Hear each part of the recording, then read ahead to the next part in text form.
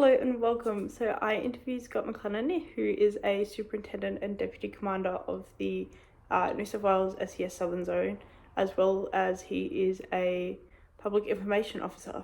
So for him, this role, I can't find too much of his work due to it being such an active role. But he basically puts out information for the public when it comes to like floods or the risk of tsunamis, and works with all these different outlets and community groups such as the RFS if there's bushfires, and the New South Wales Police, just to coordinate efforts.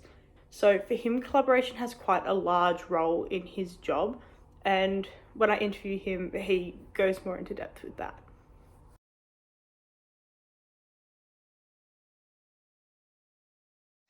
So my name is Scott McLennan. I'm a superintendent here at the New South Wales State Emergency Service, and I'm a deputy zone commander, but I'm also a public information officer. So when we go operational during floods, storms, or tsunamis, I work as a public information officer, managing the relationship and the information between community and the service. How does collaboration play into your role? So when we are not operational, collaboration ensures that we not only represent the communities that we live, work and serve, but we are meeting the needs of the communities that we work in. So we collaborate with a whole range of stakeholders.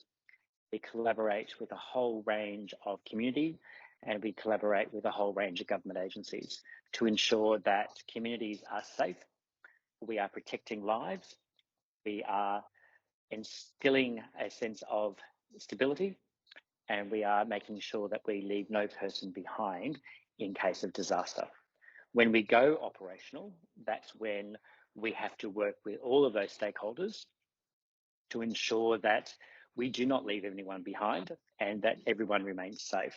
But how often do you use collaboration? Every day.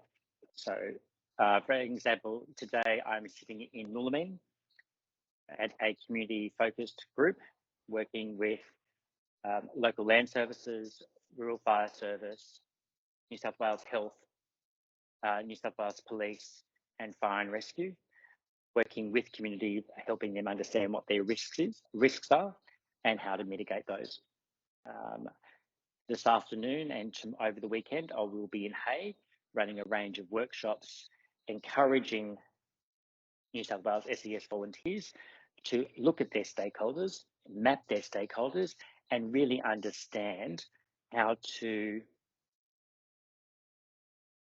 not only map, but guide, foster, and enhance the relationships they have with their stakeholders.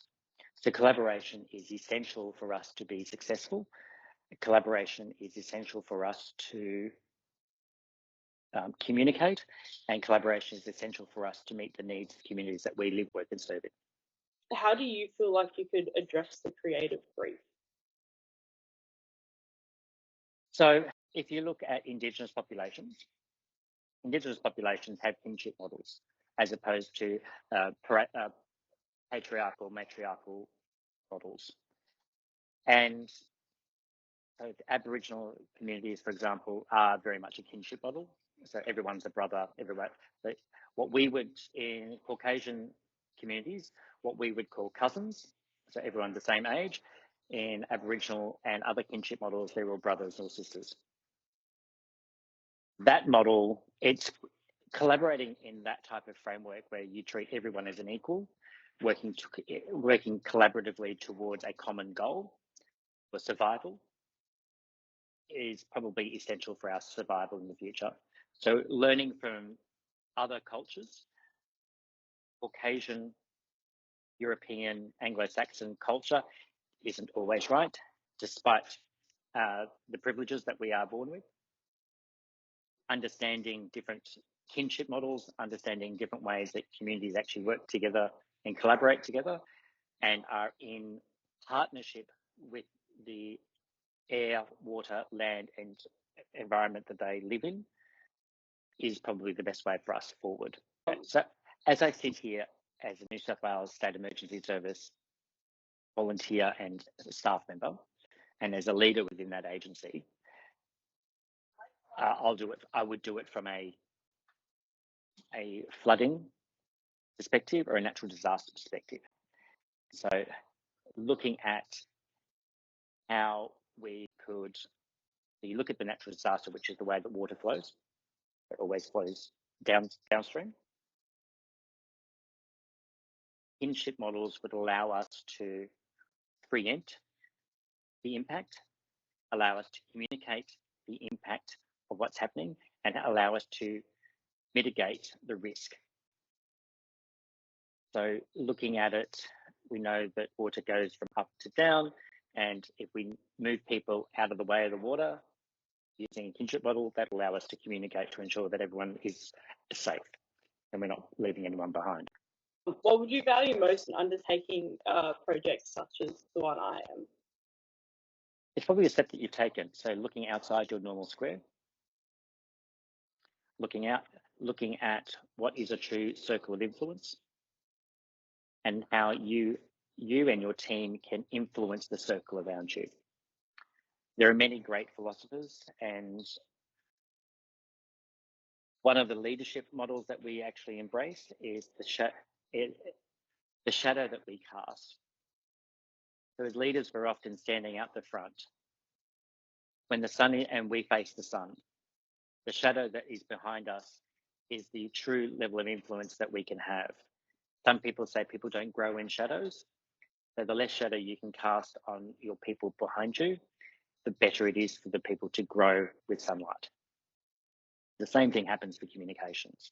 Understanding that change is inevitable, understanding that you are part of the change process, whether it be for good or for bad, but if you always look to making a positive change, embracing the change, and taking people along with you the change, that is the only sustainable change we can actually have. So it doesn't matter if you are one person or a small community, or you take it back to the more that you collaborate, the more that you work with others, the bigger the influence, the bigger the shadow of influence you'll have, and the bigger the change that you can sustain. Through talking to Scott, I found just how much collaboration affects most jobs daily. For him especially, he's constantly collaborating and working with other groups, other people to make sure everything's just running smoothly for everyone. It really put into perspective what this will look like, not only for this assignment and this class, but for the future and how our working lives will be, especially in the communications and media groups. Like, it's such an insane amount of collaboration day in, day out. This experience has been really enlightening for me in like how everything can work so smoothly through collaboration, and just how much of an impact it has on our daily lives, especially when we're out in the working force.